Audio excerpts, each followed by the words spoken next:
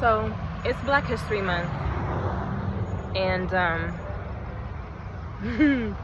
I haven't posted anything about it. I haven't really said it to anyone really, other than this lady on the bus today, and I said it in a sarcastic way because I recognize that when I was waiting on the bus today, these black people, African American people, were fighting each other, or were about to fight each other over words or a gesture. Nowadays we are so angry that if somebody just looks at us wrong, you can get shot, because that makes sense, right? That'll solve the problem versus actually getting healing. And it ticks me off because it's been going on for generations. Black History is supposed to be the month where we celebrate each other, our wins, celebrate how we fought for each other and not at each other. And now we celebrate, we amplify, we,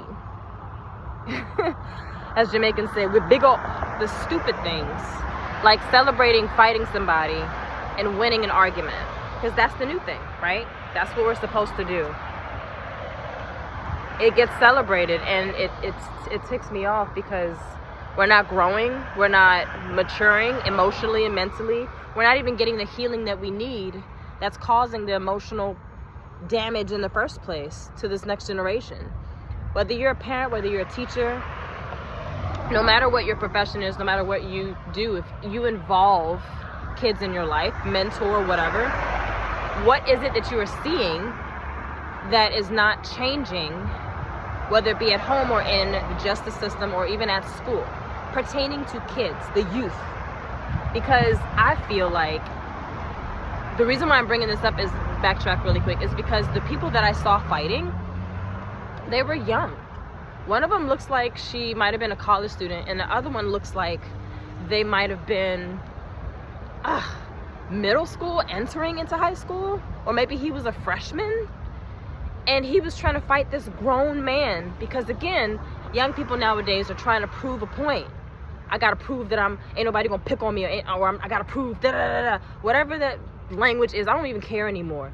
Like, you gotta prove that no one's gonna hurt you, no one's gonna get over on you. So, and I get it, because I'm an adult and sometimes I still struggle with that, because I used to get picked on and bullied as a kid, right? But at the same time, I remember the first time I stopped fighting and realized how stupid it was. The difference between then and now is that I actually had a conscience. I actually had the Spirit of God to let me know how to process my thoughts before I actually reacted. I didn't excuse me, I didn't respond out of impulse this time. And now I'm wondering, what is it going to take for us now to implement something in the school system or at home with the parents? What is it going to take for us to bring some type of awareness so that children, toddlers, and even high schoolers are aware of their emotions, their mental state? Do they have a disability where things are easily triggered? Like, these things need to be exposed, and we need to spread more awareness about it, because maybe that's what's contributing to everybody being so easily angered. Other than entertainment, other than pop culture and what's been on TV, other than trash TV about fighting and you gonna get in my face and I'ma F you up and all this other foolishness that's influencing our young people to behave that way when all they're doing is just putting on a show to make money. What other things can we use and utilize to help push these young people in the right direction and not the wrong direction? Wrong direction meaning jail, juvie, which is crowded right now with young people, young black people. So, y'all might not be able to see me, but I pray that you hear my words. As I go back to what I said earlier to this older black woman, elderly woman on the bus, and the bus driver, excuse me, because they could hear the fight. That's how loud it was. They were getting into the street, oncoming traffic. Talking about, you gonna get on the bus? You gonna get on the bus? What? Just because somebody made a gesture, your assumption. So basically you were triggered, and instead of processing your thoughts, and understanding or trying to understand that it was or could be a misunderstanding, you choose to fight. We got 6-year-olds shooting teachers. How do they even know how to do that? You know what I'm saying? So I'm a little heated. I'm a little heated. And I literally started to cry and tear up on the bus because I was like, yo, what's the point in saying Black Lives Matter when the only time we want to come together is when a black man kills one of us? Not to say that it does not matter, but my point is, we say it so much. I want to know, do we still care about it when it's us killing each other? I just want to know, do we really care? Okay, let me know if y'all feel the same way. The last thing I'm gonna say is that on the bus, it was like I saw a figure of this man wearing an all black, it was like a black, like sweatsuit back in the day, those swoosh sweatsuit, not the cotton ones, but I forgot the material, but it's just like a lighter material. And he was wearing this jacket, all black, and he looked upset, and he was kind of like bold, like buff, and he kind of was staring, and he looked angry, like he was about to fight. And I'm just sitting there, and he was looking at me. So that's the picture and the vision God gave me while I was on the bus. And even though there was nobody standing there, it was a spiritual moment. And I believe God was trying to tell me that there's so much anger, especially in the young black men. And I don't know if anyone else is witnessing this.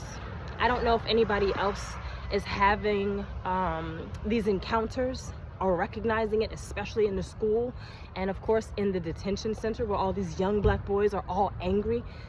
From the time they're toddlers, things are not being taught, things are not being shown, recognized, seen, because they're not learning about a disability or a mental health issue or whatever the case may be at home that's now manifesting in school. And now because they want to go toward the streets to find whatever they didn't find at home, it's a ripple effect, a plethora of things that's adding to their emotions and now feeding and adding fuel to their anger. So now anything, the smallest of things, can now make them want to shoot somebody just because they said something to prove that ain't nobody gonna run over me. You know what I'm saying? Whatever that is. Ugh. Anyway, my hope is that maybe one day I will be a youth advocate and I can speak to somebody from the justice system. Maybe I could speak to somebody in the educational system. Maybe I could speak to these parents and the teachers and everyone involved in kids and children's lives who are dealing with the same or similar issues and are seeing these kind of encounters everywhere or anywhere.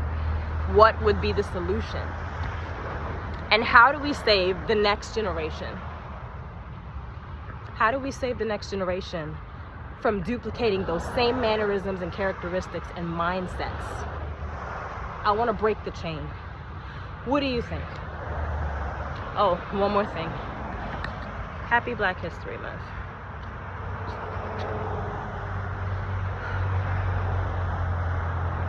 Happy Black History Month.